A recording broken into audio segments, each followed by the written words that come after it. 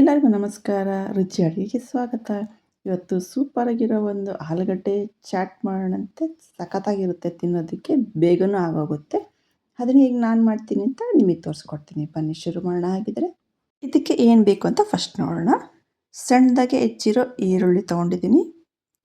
Tomato ಹಣ್ಣನ್ನು ಕೂಡ ಸಣ್ಣದಾಗೆ ಹೆಚ್ಚಿಟ್ಕೊಳ್ಬೇಕು. ಇದು ಹಸಿ ಬಟಾಣಿನ ಉಪ್ಪು ಹಾಕಿ ಬೇಯಿಸಿ ಇಟ್ಕೊಂಡಿದ್ದೀನಿ. ಅರ್ಧ ಸ್ಪೂನು ಚಾಟ್ ಮಸಾಲ, ಚಾಟ್ಸಿಗೆಲ್ಲ ಹಾಕುವಂಥ ಗ್ರೀನ್ ಚಟ್ನಿ. ನೆಕ್ಸ್ಟು ಇದು ಸ್ವೀಟ್ ಚಟ್ನಿ, ಸಣ್ಣದಾಗಿ ಹೆಚ್ಚಿರೋ ಕೊತ್ತಂಬರಿ ಸೊಪ್ಪು, ನಿಂಬೆಹಣ್ಣಿನ ರಸ ಸ್ವಲ್ಪ, ಆಲೂಗಡ್ಡೆನ ಬೇಯಿಸ್ಕೊಂಬಿಟ್ಟು ಈ ಥರ ಕಟ್ ಮಾಡಿ ಇಟ್ಕೊಳ್ಬೇಕು. ಬೇಯಿಸ್ಕೋಬೇಕಾದ್ರೆ ಸ್ವಲ್ಪ ಉಪ್ಪು ಹಾಕ್ಕೊಂಡಿದ್ದೀನಿ ನಾನು. ನೆಕ್ಸ್ಟ್ ಆಲೂಗಡ್ಡೆನ ಸ್ವಲ್ಪ ಫ್ರೈ ಮಾಡ್ಕೊಳ್ಬೇಕು. ಒಂದು ಪ್ಯಾನ್ ಇಟ್ಕೊಂಡು ಎಣ್ಣೆ ಹಾಕ್ಕೊಂಡಿದ್ದೀನಿ. ಎಣ್ಣೆ ಬಿಸಿ ಆದಮೇಲೆ ಕಟ್ ಮಾಡಿ ಇಟ್ಕೊಂಡಿರೋ ಆಲೂಗಡ್ಡೆನ ಹಾಕಿ ಫ್ರೈ ಮಾಡ್ಕೊಳ್ತಾ ಇದ್ದೀನಿ.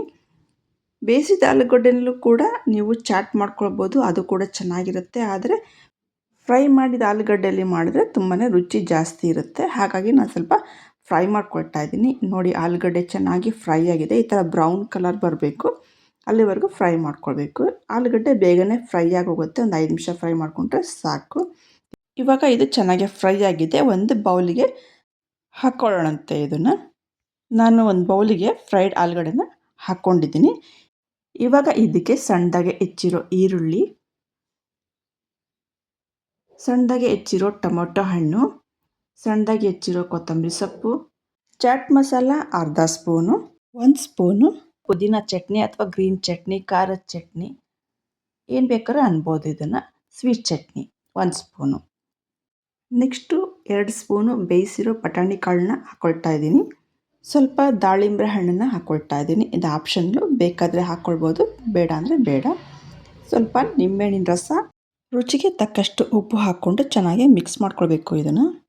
ನಾನು ಗ್ರೀನ್ ಚಟ್ನಿ ಮತ್ತು ಸ್ವೀಟ್ ಚಟ್ನಿದು ಲಿಂಕನ್ನು ಕೊಟ್ಟಿರ್ತೀನಿ. ಬೋಂಡ ಮಸಾಲ ಮತ್ತು ಬಾಕರವಾಡಿಯಲ್ಲಿ ನಾನು ಮಾಡಿ ತೋರಿಸಿದ್ದೀನಿ ಸ್ವೀಟ್ ಚಟ್ನಿ ಮತ್ತು ಗ್ರೀನ್ ಚಟ್ನಿನ, ನೀವು ಚೆಕ್ ಮಾಡ್ಕೊಳ್ಬೋದು.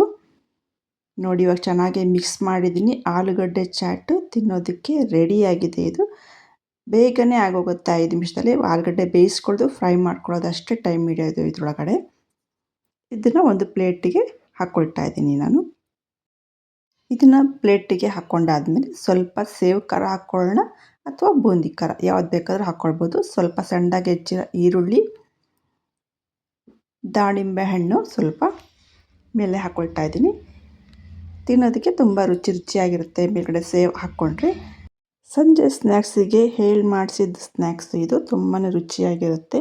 ನಿಮಗೆ ಹೇಗನ್ನಿಸ್ತು ಈ ಸಿಂಪಲ್ ಆಲೂಗಡ್ಡೆ ಚಾಟ್ ರೆಸಿಪಿ? ಈ ರೆಸಿಪಿ ನಿಮಗೆ ಇಷ್ಟ ಆಗಿದ್ರೆ ಶೇರ್ ಮಾಡಿ, ಲೈಕ್ ಮಾಡಿ, ಕಮೆಂಟ್ ಮಾಡಿ. Thank you.